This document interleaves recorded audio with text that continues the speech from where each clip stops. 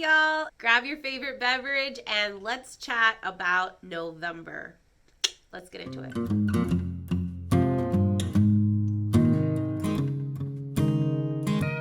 All right, first of all, before we go any further, if you are new here, welcome to my channel. My name is Kaela. I am a second generation homeschool mom to two girls who are currently in second grade and kindergarten. We are a secular-ish homeschooling family. I love to talk about all things home education on this channel. I love sharing tips, tricks, reviews, and resources along the way.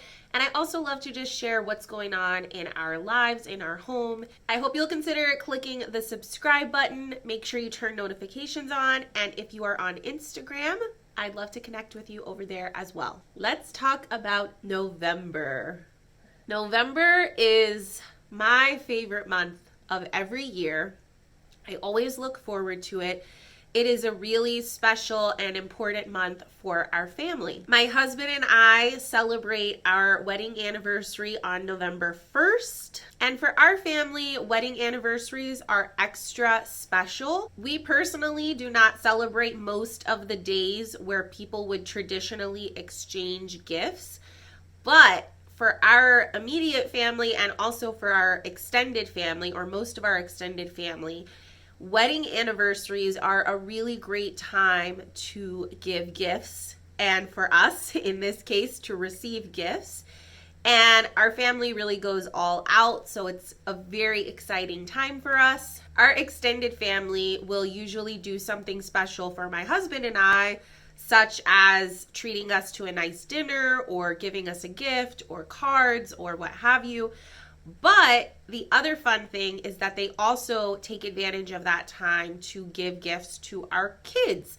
So it kind of becomes like this really special family celebration, and we are commemorating sort of the founding of our family. So that being said, I always plan in advance for us to have sort of a break period or some time off from homeschooling around our anniversary, around the end of October and the beginning of November.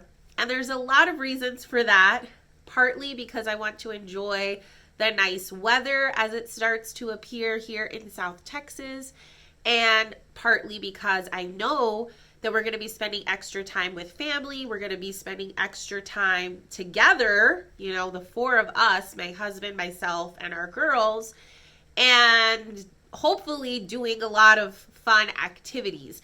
And so that is exactly what happened this November. So the first week of November, we were at the tail end of our autumn break. We weren't really doing a whole lot of homeschooling during that break. If you missed October's update, I explained this a little bit more. I'll put that video in the cards just in case you're interested. During that break, we were really just focusing on one unit of learning, and that was more Latino and Hispanic cultural studies, specifically tied to our study of some of the very first civilizations in Mesoamerica. So we started that in October and it carried us through. We actually just recently wrapped up our study of the Inca civilization in South America. So we were kind of continuing on in that study for a few weeks. I had originally sort of planned it around Hispanic Heritage Month, which is from September 15th to October 15th. But of course, us being us, we never wrap up or finish anything on time. So we just kept trucking along, reading great books, doing some awesome activities. And there was a lot of rabbit trails, a lot of questions that would kind of lead to different avenues of research, and I just let that happen organically because it was really fun. My girls were super engaged with it and we really enjoyed it. Now, going along with that unit, and I think I touched on this a bit in last month's update, I was really interested in trying out core knowledge, specifically the language arts resources from Core Knowledge. So we started to use some of those resources. The great thing about Core Knowledge curriculum, if you don't know already, is that their curriculum is available entirely for free. You can go and download individual units or entire grade levels on their website for free. They have curriculum for language arts, history, geography, science, and I believe they also have mathematics. I can only speak to the language arts program because that is the only one that I have tried out. But we really jumped in October and then all throughout November, even more so with using Core Knowledge. And I have to say, it feels like it's been the missing link, the missing component in our homeschool. It's just been like the perfect fit. I feel like it's been what I was looking for in language arts for our homeschool. And so what I've done is I've actually started to use Core Knowledge language arts for both girls individually, doing their on grade level skill work. So like reading skills, handwriting, spelling, phonics, all of that is included in the skills portion of the program. And then the other part of that language arts program is called knowledge or listen and learn, depending on which version of the curriculum you get. And those are like content-based units. So they are bringing in scientific content or historical content, like the Early American Civilizations unit that we did. But it's all under the umbrella of language arts because you are reading texts, you are discussing it, you are practicing comprehension and analysis of what you've read. So it's still language arts, but it's tying in some of that content across other subjects or avenues of study. And for me, that works out really, really well. So I have my second grader doing her skills portion, which mainly we're focusing on writing skills with her.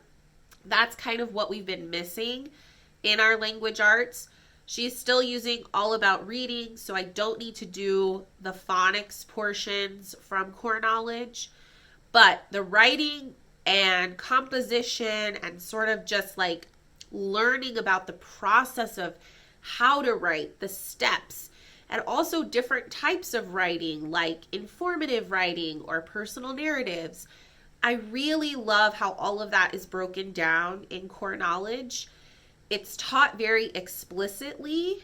It's scaffolded so that it feels very appropriate for where they are developmentally. Now, of course, every kid is different, but for my daughter, the way that writing is taught in this program was really perfect. It really met her needs.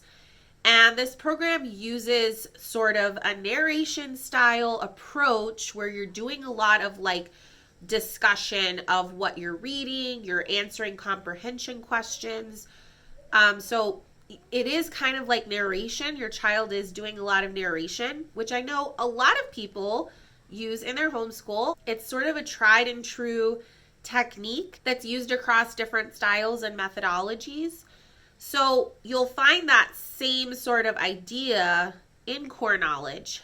But for me, what the difference is in other language arts curriculums, when we get to something where we're doing some kind of narration, it seems to be like very broad questions like, retell the story to me, or what was your favorite part of the story?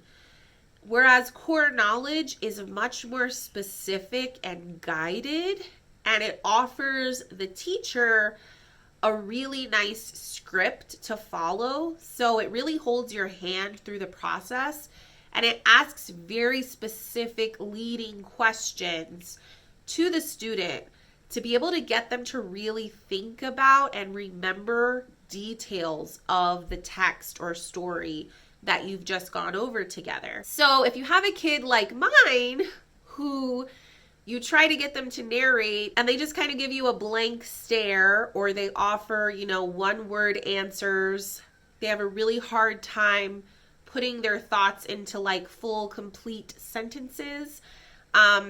verbally, much less on paper, then this curriculum and this approach might be really helpful for you, because it has been so helpful for my daughter to actually draw her out.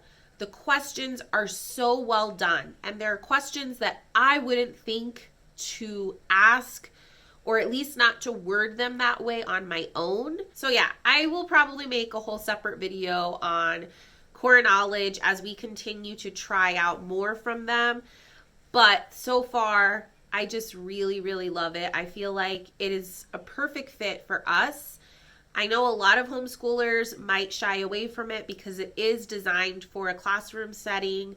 It can come off as very like schooly, and I totally get that.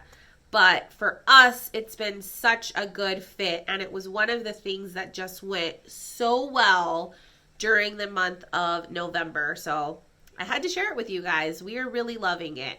If you have any questions about it, feel free to drop them in the comments, and I will try my best to answer your questions and kind of explain how it works. It does look a little bit intimidating when you first sort of look at the curriculum. There's a lot of moving pieces. There's a lot of different parts of it. The way that it's arranged can be a little confusing. But yeah, I just kind of dove in with it and learned as I went on how I wanted to implement it and what I wanted to pull from it. And it's been really wonderful for us. All right, so as I said, November was a month of sort of celebration. We did get to spend a lot of extra time with our family, and we really focused on experiences. We were very fortunate because our extended family, our relatives, they know how much we value experiences as gifts. We got to go see The Lion King, the Broadway show, The Lion King, here at our local theater in San Antonio, the Majestic Theater downtown. And it was just a wonderful experience. This was a gift, an anniversary gift for our whole family from my mother-in-law.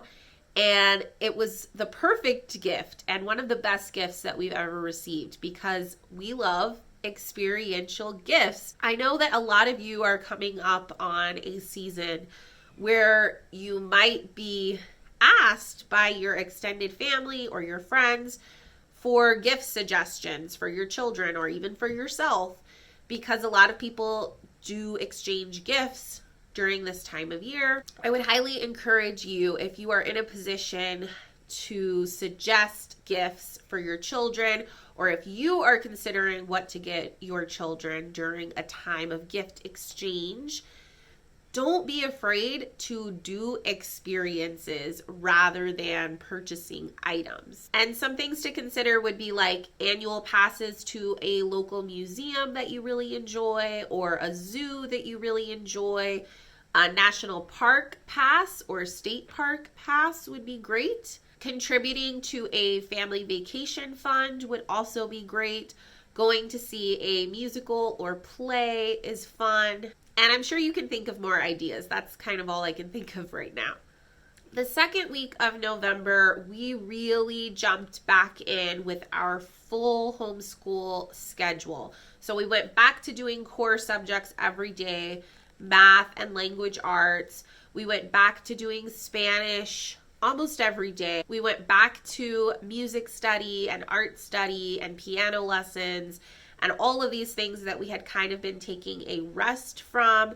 We added them right back into the mix. And then I noticed that as we were doing our typical homeschool routine, we had already finished a complete first term of our homeschool year, so 6 whole weeks of homeschool, and we had not yet added back in science. Now, that doesn't mean we weren't covering any science at all, because obviously we still kind of have natural, child-led learning around nature and animals and that sort of thing. So you could say that my kids are kind of always learning a little bit of science, but we hadn't added back in our formal curriculum for science. And so around the 3rd week of November, I was like, you know what? We really should add back in science. Like, we should really actually implement this schedule and this weekly routine that I had arranged for the school year. So we did. And at this point, as I'm filming this video, we have probably done about 4 formal science lessons, or about 2 weeks worth of our new science curriculum, which I do have a flip through of. I will put it in the cards here. It's Scientific Connections Through Inquiry, Level 0. And again, we're doing it family style. So far, so good. The lessons are pretty short. Very minimal prep involved so far. Granted, we're still at the beginning of the curriculum. I'm sure it's going to ramp up. But yeah, it's been really fun. The girls have really been enjoying it. And I'm sure after we use it a little bit longer, I'll be ready to do kind of a more thorough review on it. But for right now, I can say we really like it. So during the month of November, we have rested. We have spent a ton of time with our extended family. We celebrated 13 years of marriage. We went on a bunch of adventures, and we were graciously gifted some really awesome experiences. We also really ramped up our academics. We are now more than halfway through with our second term of our homeschool, our second 6-week term. We have about 2 weeks left to wrap up this term, which will take us to mid-December. And yeah, right now we are just really focusing on doing as much as we can as far as academics, but also taking time to rest and enjoy the very last of autumn weather. I feel like during November, we actually found a really good balance between structure and sort of being laid back and relaxed. And I hope that we can keep that going throughout the next month and ideally the rest of the homeschool year, but I know that that probably won't happen. I know that at some point things will probably go off the rails, but November was really, really nice. I feel like we're in a really good groove. We have a good routine, and I have so far been able to sort of rein myself in, which is a huge factor in how our homeschool goes. There are times where I tend to stress out about finishing things and like getting everything done, and I have consciously been trying to let that go. I've consciously been trying to slow down and really put quality over quantity. So I'm kind of just allowing myself and allowing my children to take the routine, take the sort of structured schedule, and then bend it to our will and sort of modify it day by day based on how we're feeling, based on what the weather's like, based on, do we want to drop everything and just go to grandma's house? And what's interesting is even on those days where we've kind of like dropped everything and watched movies all day with grandma, we still haven't fallen behind. Like, we're still meeting the goals that I have outlined for us, at least with core subjects, which is the most important thing to me. So yeah, basically all that to say that I am taking all of the deep breaths this season. I am allowing us to go at our own pace. I am consciously reminding myself every day that we have time, that there is time. If we don't get to it today, maybe we'll get to it tomorrow. If we don't get to it tomorrow, there's always next week or next month or next year. And just sort of changing that perception and that attitude in myself has really alleviated so much stress, not only off of me, but also the stress that I was sort of unconsciously passing along to my children. And yeah, it's just been really good. It's been really good. If you are interested in knowing more about our weekly routine and how on some days I just completely toss it out the window, then let me know in the comments. I'd be more than happy to make a video sharing what our routine looks like week to week and how often we don't stick to it. All right, y'all, I have talked long enough. How about you guys? How was your month of November? I really hope that you were able to enjoy time together with your family, with your friends, with your loved ones, because to me, this is just the perfect season for that. I would love to hear how your month went and what's been going on with you. So let me know in the comments. Thank you so much for watching. If you enjoyed this video, please go and give it a thumbs up. I'll see y'all in the next one. Bye-bye.